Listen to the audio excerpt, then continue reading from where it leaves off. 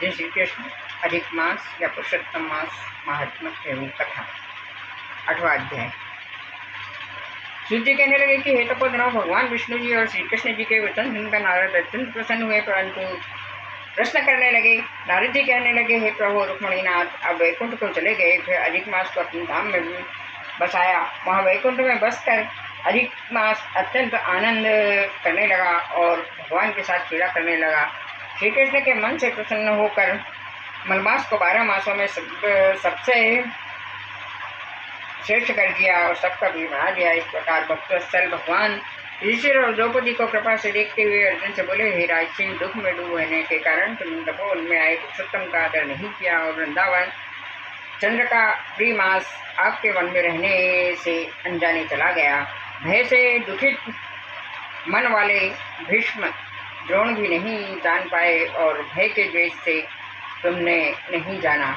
वेदव्यास जी से प्राप्त विद्या आराधना में लगे रहे। भयंकर युद्धशाली अर्जुन इंद्रप्रस्थ गए, पर उसके दुख से दुखित भाग्यवश आप लोगों ने नहीं किया। अतः अब क्या करना चाहिए? मनुष्य को प्रारब्ध भोग अवश्य भोगना पड़ता है। मनुष्य प्रारब्ध से ही सुख, दुख, भय और आनंद को प्राप्त होता है। सदा भाग्य पर ही भरोसा रखो। हे महाराज, अब आपके दुख का दूसरा कारण कहता हूँ।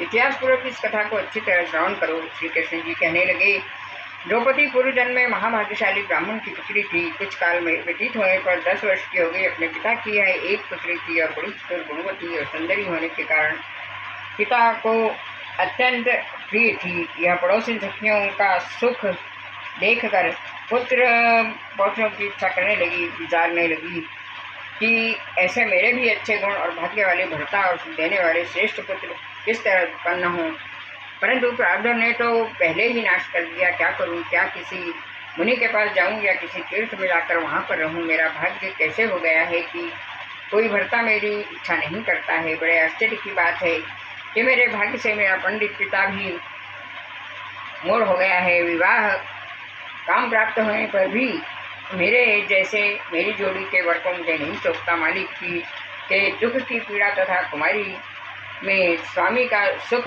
जैसा मेरी सखिया जानती है, मैं नहीं जानती। ऐसे आकुल तथा व्याकुल वाले मनोरथ की चिंता से मेरी भाग्यवती माता पहले कैसे मर गई। शोक और मोह की तरंगों से पीड़ित कन्या का पिता व मेधावी ऋषिराज भी पृथ्वी में चलने लगा, पर कन्यादान के निमित्त जोड़ी का वर ढूंढने पर नहीं मिलने से मनोरथ में निराश